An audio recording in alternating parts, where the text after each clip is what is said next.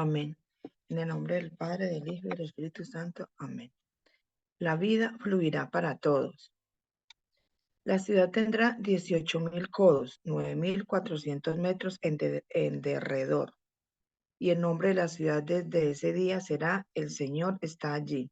Ezequiel 48:35.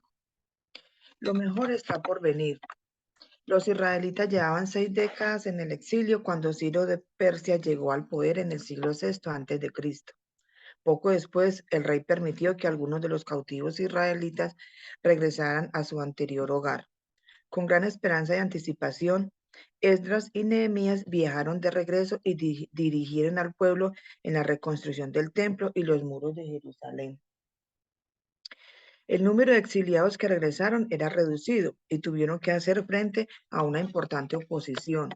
Tuvieron éxito en sus esfuerzos, pero sus logros no fueron espectaculares. De hecho, los más ancianos y sabios lloraron cuando se pusieron los cimientos del templo, porque sabían que no cumplirían las grandes expectativas de los profetas. Esdras 3:10-12. Los anhelos de los que lloraban reflejaban la profecía final de Ezequiel, que contenía esta gran esperanza. Algún día se construiría un nuevo templo en una Jerusalén más grande.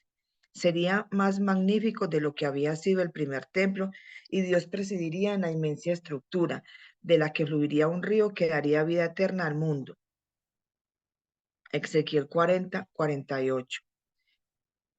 Versículos. Los israelitas sabían que los que estaban construyendo no era el templo que Ezequiel había profetizado. No encajaba. Tampoco el regreso de Babilonia era el gran éxodo de los que habían hablado los profetas. Tuvieron que ver más allá de su propia ciudad y del templo reconstruido. En última instancia, Ezequiel profetizaba sobre el reino de Dios que vendría, que estaba más allá de su comprensión. En el libro de Apocalipsis, Juan describe una visión del cielo que proporciona una visión diferente, la iglesia en el reino de Dios. El plan de Dios nunca se limitó a los israelitas, incluye mucho más. Él está decidido a deshacer por completo los efectos del pecado y a renovar el mundo entero.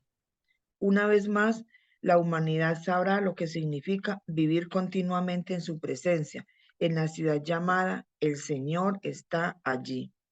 Dios está en medio de nosotros y de Él fluirá la vida para todos. Y vi la ciudad santa, la nueva Jerusalén que descendía del cielo, de Dios, preparada como una novia ataviada para su esposo.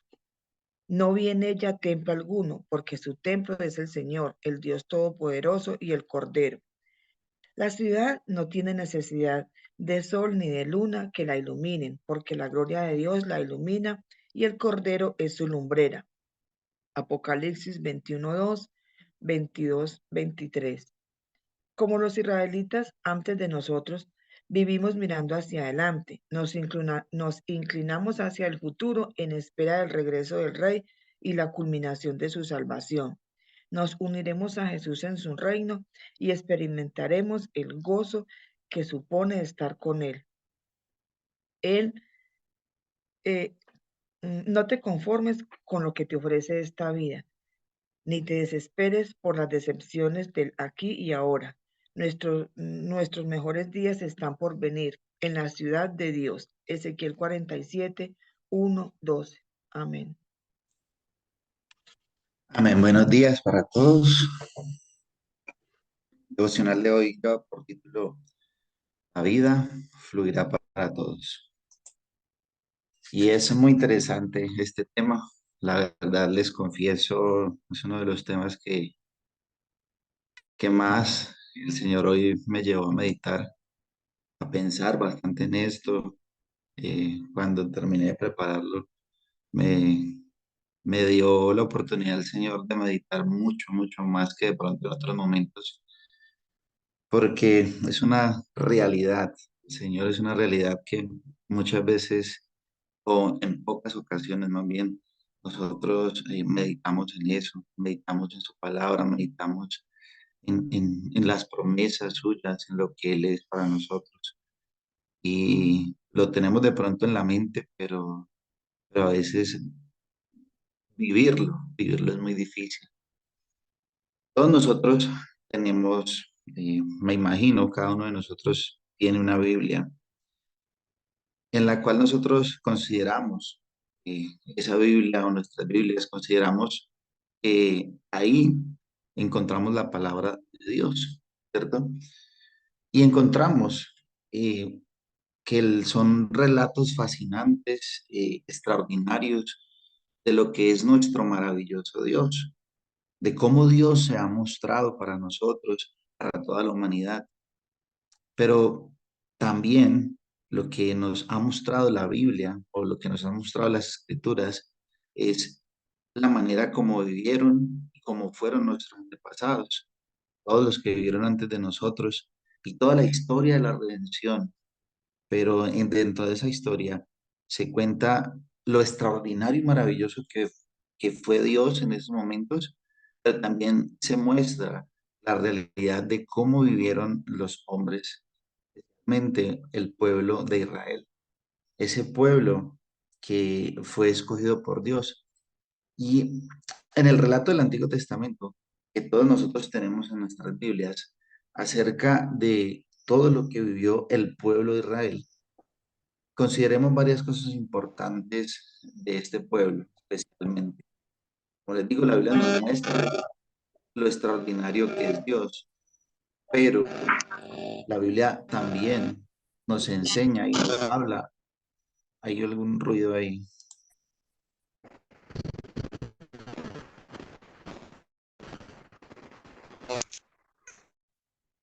Hola, hola. ¿Me escuchan ahí? Sí, Sí, porque te escuchamos. Ok, sí, sí te escuchamos. entrando como un ruido. Muy bien. Entonces, la Biblia nos muestra lo maravilloso y lo extraordinario que es Dios. Es importante tener eso en cuenta. Pero también se nos muestra al pueblo de Israel como el pueblo escogido por Dios, un pueblo que por gracia fue escogido entre muchos pueblos para ser el pueblo de Dios. Israel, a pesar de que tenía este amor especial de Dios, de que Dios lo había escogido por gracia, y vivió muchas cosas de parte de Dios, y a pesar de que tenía ese amor especial, no vivió de la mejor manera. Israel vivió la liberación de la esclavitud, pero después de haber sido liberado, Israel deseaba volver a vivir esclavo, porque no le parecía la manera como Dios los estaba guiando. Deseaba volver a Egipto, deseaba volver a vivir en esa esclavitud, porque le gustaba lo que estaba viviendo. Y Egipto para nosotros representa lo que es este mundo que oprime a los creyentes. Pero Israel quería volver a vivir esa situación, ya después de que Dios le había liberado. Israel vio con sus propios ojos todo el amor, todo el cuidado, toda la misericordia con que Dios lo cuidó en medio del desierto. Y a pesar de todo ese amor, de todo ese cuidado, de toda esa misericordia expresada, vivió en rebeldía y desobediencia. El pueblo de Israel fue y siempre será el gran reflejo de lo que somos nosotros como creyentes.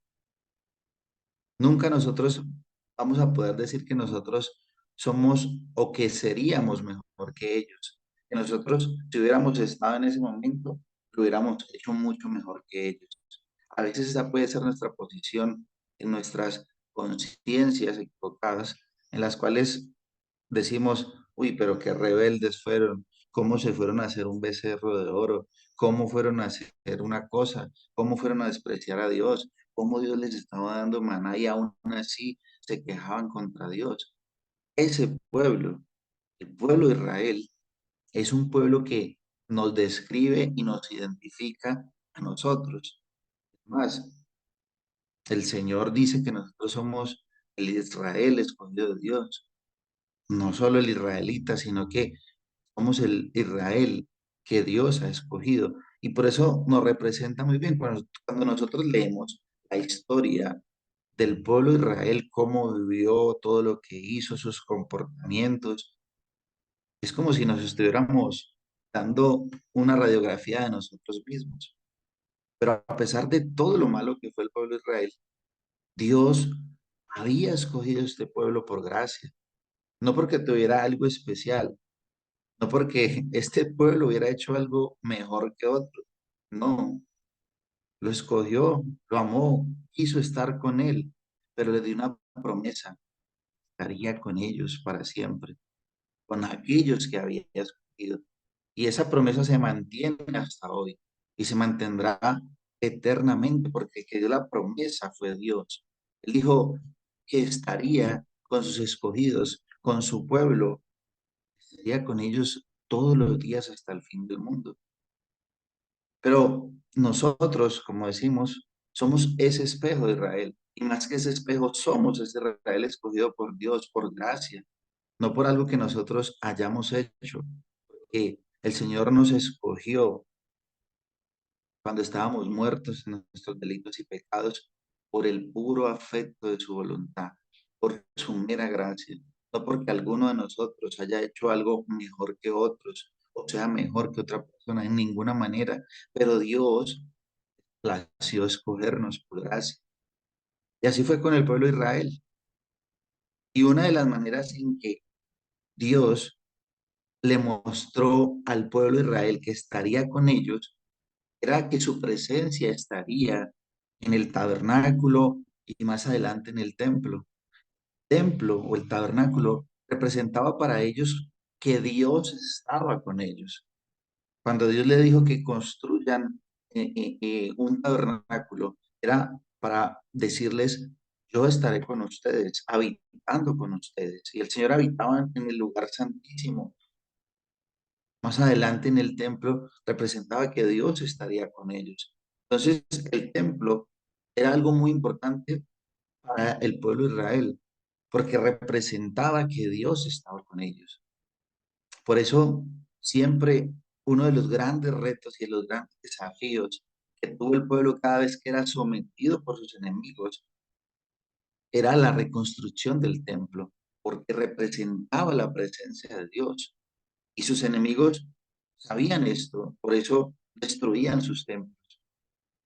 Y vemos que la presencia de Dios representaba protección, provisión, cuidado de sus enemigos, bendiciones. Y Dios había dicho que iba a estar con ellos de esta manera. El templo estaría en medio de ellos y Dios habitaría con ellos. Y es por eso que vemos muchos esfuerzos por construir el templo. En eso vemos a cómo David, cómo Salomón decidieron o tenían esta gran necesidad de que el templo estuviera con ellos. Vemos también el esfuerzo de hombres como Esdras, como Nehemías, para la reconstrucción del templo. Entonces, esta era la promesa de Dios. Dios estaría con ellos, habitaría en medio de ellos. Ahora, un aspecto muy importante del pueblo de Israel con respecto a su relación con Dios era la manera como Dios se revelaba a sí mismo.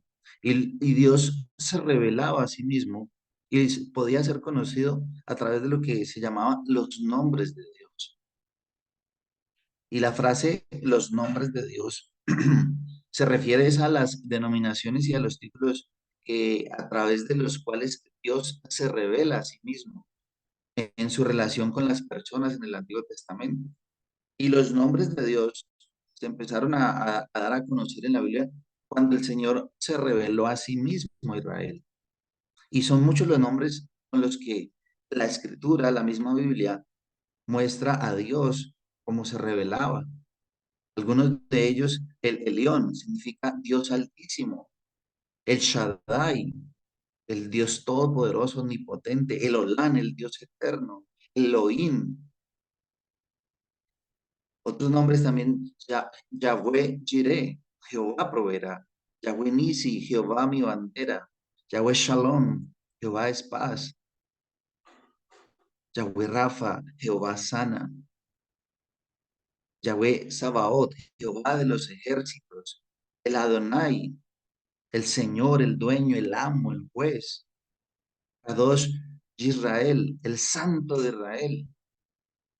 Pero en Ezequiel 48-35, que es el texto de nuestro encabezado del devocional en este día, encontramos en hebreo la palabra Yahweh Shammah, que significa Dios está allí o Jehová está allí.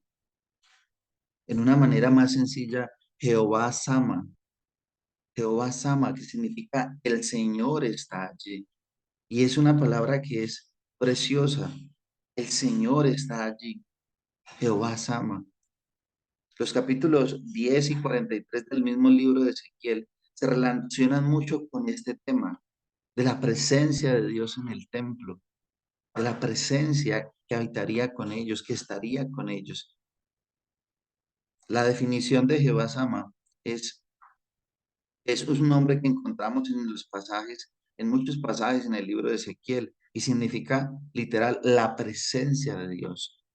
Pero es muy interesante porque la idea no solo está relacionada con la totalidad de Dios, sino que habla más que todo es de la cercanía del Señor con aquellos que Él ama. No solamente es porque nosotros sabemos y entendemos que el Señor llena toda la tierra, su presencia está en todos lados, pero este Jehová Sama va más allá, se trataba era de la compañía en medio de las circunstancias difíciles. Y es una de las grandes lecciones que encontramos cuando la presencia de Dios llega a un lugar determinado. Este espacio se convierte en un sitio hermoso, es un sitio de seguridad, es un sitio de mucha bendición, porque se encuentra el Señor. Entonces, esta promesa de paz es confirmada por el Señor Jesucristo en Mateo 28:20. Cuando el Señor le está dando la gran comisión a los apóstoles y les dice, y he aquí, yo estoy con vosotros todos los días hasta el fin del mundo. Era lo que le estaba diciendo el Señor, Jehová Sama, yo estoy allí, yo estoy con ustedes. Y cuando el Señor dice hasta el fin del mundo, no quiere decir que el planeta iba a ser destruido, sino lo que más bien está expresando es que el Señor Jesucristo iba a estar con nosotros para siempre, hasta la eternidad. Pero en esta mañana quiero ilustrar con dos personajes de la Biblia, de una mejor manera, lo que representa Jehová Sama y la importancia que debe tener para nosotros como creyente esta palabra. El Señor está allí. El primer personaje es Gedeón. En Jueces capítulo 6, el pueblo estaba siendo sometido por los madianitas y el Señor se acerca a Gedeón. La palabra en Jueces capítulo 6, versículo 11. Y vino el ángel de Jehová y se sentó debajo de la encina que está en Ofra, la cual era de Joás, Abieserita, y su hijo Gedeón estaba sacudiendo el trigo en el lagar para esconderlo de los madianitas. Y mire lo que ocurre. El ángel de Jehová se le apareció y le dijo, Jehová está contigo, varón esforzado y valiente. Versículo 13.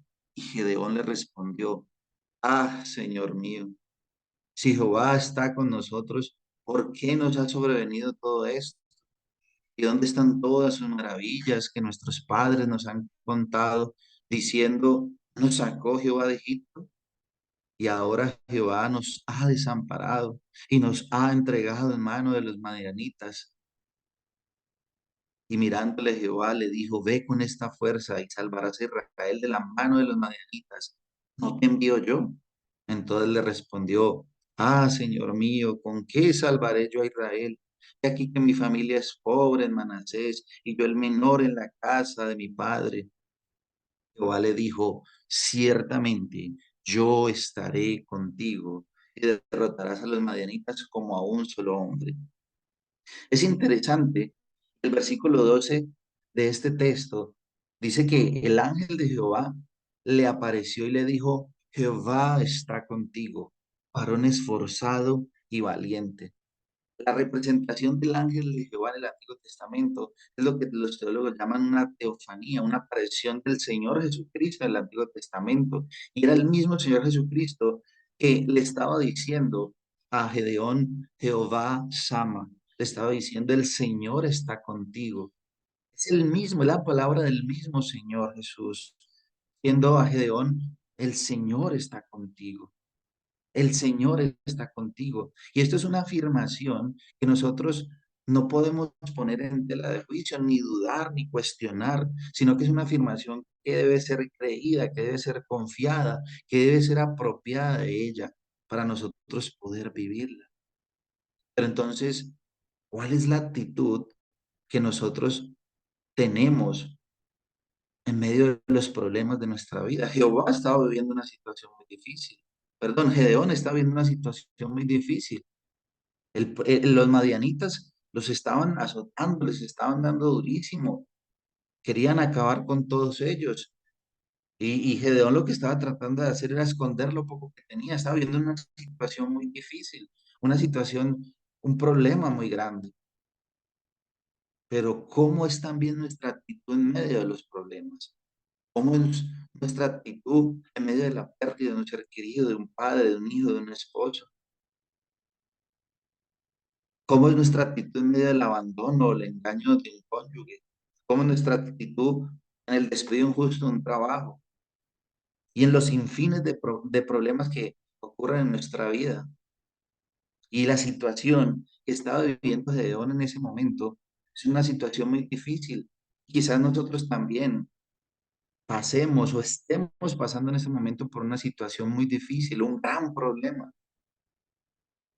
Pero mire la respuesta de Gedeón a lo que el Señor Jesús le estaba diciendo. Jehová Sama, el Señor está contigo. Y la respuesta de Gedeón, versículo 13, dice, y Gedeón respondió, ah, Señor, si Jehová está con nosotros, ¿por qué me ha sobrevenido? ¿Por qué nos ha sobrevenido todo esto? ¿Por dónde están sus maravillas que nuestros padres nos han contado diciendo, no nos sacó Jehová de Egipto? Y ahora Jehová nos ha desamparado y nos ha entregado en manos de los madianitas. Gedeón responde con cuestionamiento y con queja. Dios nos ha desamparado. Cuestiona al mismo Señor, como quien dice, si tú eres tan bueno, si tú salvas, si tú cuidas, si tú nos sacaste de Egipto, sacaste a nuestros antepasados, a los que hablaban tanto de ti, ¿dónde estabas? Mientras los madianitas nos estaban azotando. Y Gedeón es un reflejo de lo que muchos de nosotros somos cuando pasamos por problemas. Cuando todo está bien, cantamos, alabamos, nos reímos, nos gozamos, somos felices, nos reímos, o sea, mostramos una actitud de agradecimiento. Ay, pero cuando viene una enfermedad, cuando viene una mala noticia, cuando las cosas están mal, ¿cuál es nuestra actitud? De queja, de duda, de desilusión. Dios, tú no me cuidas, Dios, tú no me amas, Dios, tú me abandonaste. Y nos juntamos a la queja de los incrédulos. ¿Qué dice un incrédulo cuando estamos pasando por una situación difícil, por una enfermedad, por un problema? Dios no que es tan bueno, ¿por qué le pasa todo esto a ustedes? Si Dios es tan bueno, ¿por qué permite que pase por esa situación? Y al igual que Gedeón, muchas veces nos cuestionamos y surge esa pregunta, ¿por qué? ¿Por qué? ¿Por qué? Pero recordemos que en Dios no es por qué, siempre será para qué. Dios siempre tendrá un propósito mayor en todo lo que Él permite en nuestras vidas. Y lo que nosotros consideramos como bueno para nosotros, quizás no sea bueno para Dios. Lo que para Dios es bueno, nosotros muchas veces no lo vamos a entender, pero no es como lo vemos cuando pasan nuestras vidas. ¿Y por qué es tan difícil creer lo mismo que el Señor Jesús le dijo a Gedeón? yo estaré con vosotros. Jehová Sama, Dios está allí. ¿Por qué nos es tan difícil confiar y creer en esto todos los días? Cuando el Señor ha dicho en Isaías 43:2, cuando pases por las aguas, yo estaré contigo. Si por los ríos no te negarán, cuando pases por el fuego no te quemarás, ni la llama arderá en ti, porque yo Jehová, Dios tuyo, el Santo de Israel, soy tu Salvador. Independiente de cualquier cosa que esté pasando en nuestras vidas, eso no significa que Dios no esté allí con nosotros, aun cuando los problemas sean grandes. El Señor prometió estar ahí con nosotros. Sin importar lo que pasemos, a los creyentes no hay ninguna pérdida. Todo es ganancia. Así lo afirmó el apóstol Pablo en Romanos 14 cuando dijo, pues si vivimos para el Señor vivimos y si morimos para el Señor morimos. Así pues, sea que vivamos o que muramos, del Señor somos. Y lo reafirmó en Filipenses 1:21 cuando dijo, porque para mí el vivir es Cristo, el morir es ganancia. El creyente no tiene pérdida, todo es ganancia. Aún lo que el mundo considera como muerte, que se acaba, que se pierde todo, para el creyente es una gran ganancia porque estaremos más, estaremos de frente, cara a cara con nuestro Señor. Es una gran ganancia. Y si nosotros como creyentes hemos confesado que el Señor Jesucristo es nuestro Señor y Salvador, lo tenemos absolutamente todo. Somos más que vencedores en Cristo Jesús. Entonces, ¿por qué? ¿Por qué cuando estamos en medio de las dificultades nos llenamos de dudas y de temor? ¿No será que quizás sea, pero la duda, dudamos de que Dios pueda hacer algo? Vemos ese problema tan grande que dudamos es que Dios pueda hacer algo, o el temor es más bien un temor de que Dios no haga nada. Hemos dicho que nuestra vida y todo lo que nosotros tenemos es de Él. Si hacemos esa pregunta, diríamos, ¿de quién es todo lo que tienes? ¿De quién es tu vida? Muy fácil podríamos contestar, no, todo es de Dios, mi vida es de Dios, mi dinero es de Dios, mi familia es de Dios, mis hijos son de Dios. Entonces, si todo es de Dios, ¿por qué dudar? ¿Por qué no decir Jehová Sama? Dios está conmigo, Dios está allí. Así le dijo el Señor a Gedeón, Jehová Sama, en medio de la adversidad. Y así mismo es y será con cada uno de nosotros. Algo que nos debe llenar de confianza, porque el Señor no es el Señor que le hace una promesa a todo el mundo que estará con ellos, no, es una promesa para sus hijos, es una promesa para el pueblo de Israel, el pueblo escogido por Dios, Marco, me ese vuelvas a decir. pueblo que somos nosotros. Entonces, Y dice Jehová por Sama, trabajo. el Señor está allí, el Señor está allí. Y es una promesa en la cual nosotros debemos confiar y descansar. Otro personaje que nos ayuda a ilustrar el tema del día de hoy es Elías. Elías se encontraba en un gran enfrentamiento con los 400 profetas de Baal, este momento extraordinario, y ellos trataban de invocar y llamar a sus dioses, pero sus dioses no respondían. Entonces, dice la escritura que Elías oró. Primera de Reyes, capítulo 18 versículo 36. Cuando llegó la hora de ofrecer el holocausto, se acercó el profeta Elías y dijo, Jehová, Dios de Abraham, de Isaac y de Israel, sea hoy manifiesto que tú eres Dios en Israel y que yo soy tu siervo y que por mandato tuyo he hecho todas estas cosas. Respóndeme, Jehová, respóndeme, para que conozca este pueblo que tú, oh Jehová, eres el Dios y que tú vuelves a ti el corazón de ellos. Entonces cayó fuego de Jehová y consumió el holocausto, la leña, las piedras y el polvo, y aún lamió el agua que estaba en la zanja. Viéndolo todo el pueblo se postraron y dijeron, Jehová es el Dios, Jehová es el Dios. Elías tuvo una gran victoria de parte de Dios. con gran valor, con gran valentía, enfrentó a estos 400 profetas de Baal, exaltó el nombre de Dios, vivió una muestra sobrenatural de que Dios estaba con él.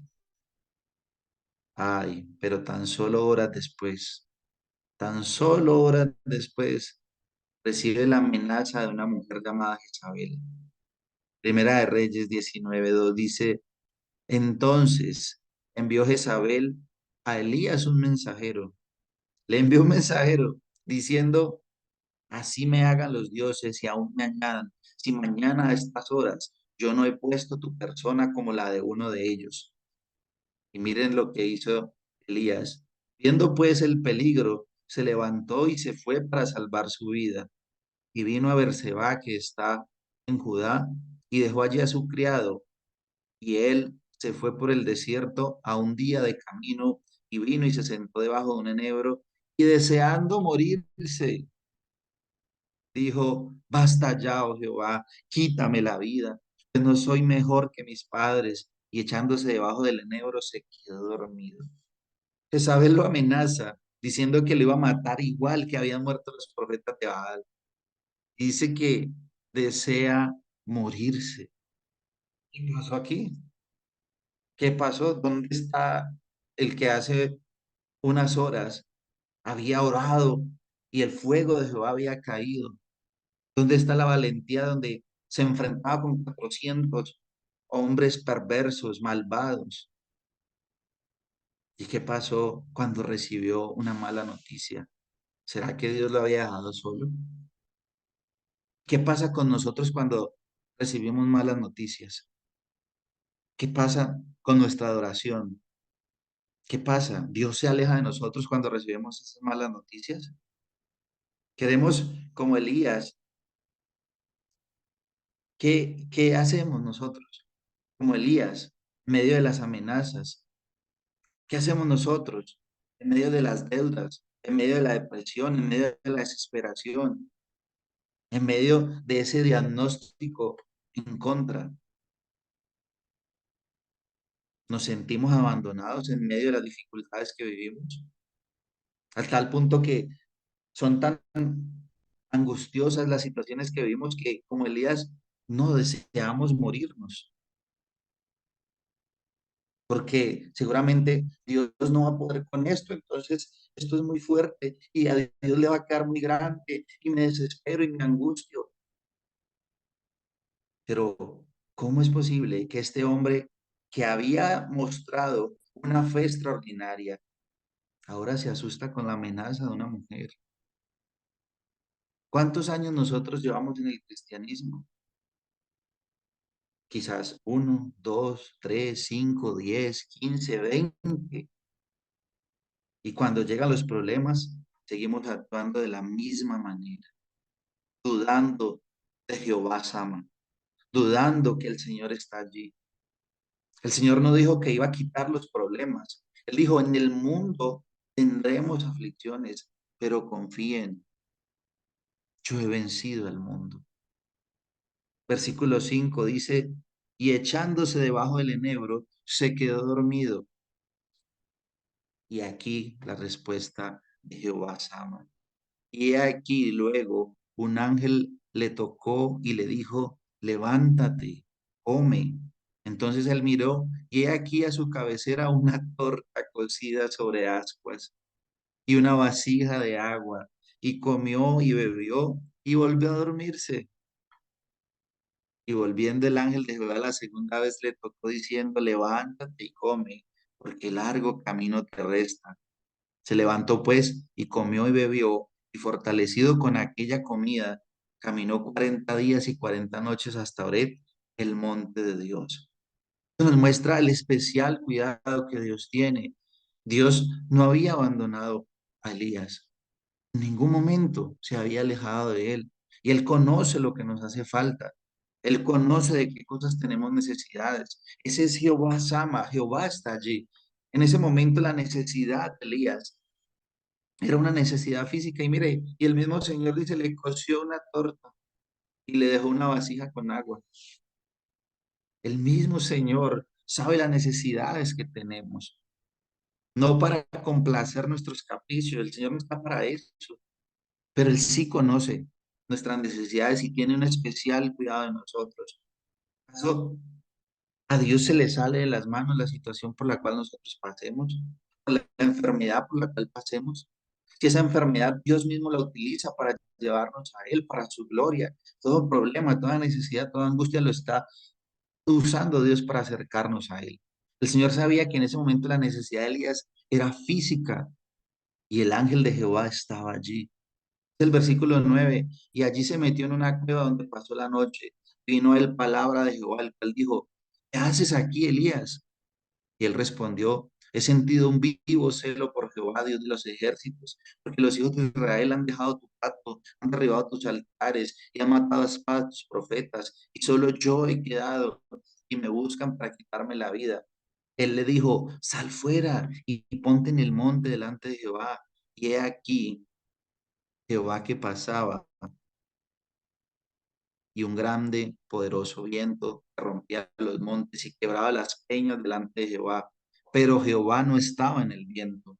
Y tras el viento un terremoto, pero Jehová no estaba en el terremoto.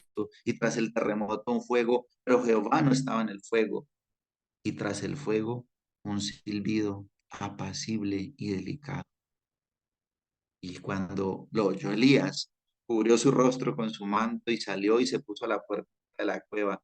Y aquí vino a él una voz diciendo, ¿qué haces aquí, Elías?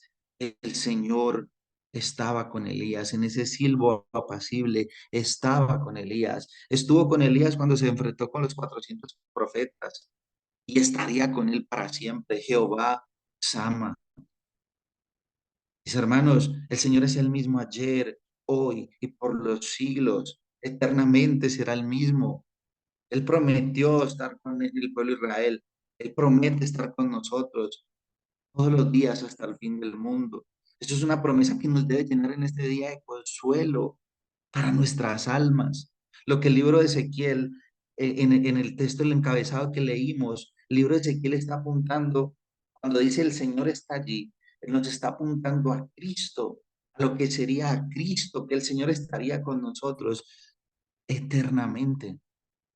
Cristo murió en esa cruz para que nosotros podamos estar en paz con Dios. La deuda que nosotros teníamos con Él fue cancelada en Cristo. Nos hizo morir juntamente con Cristo y nacer de nuevo para tener toda la plena confianza de que Dios está allí con nosotros. Ya no tenemos deuda con Dios, ya no le debemos a Dios, estamos en paz con Dios a través de Jesucristo.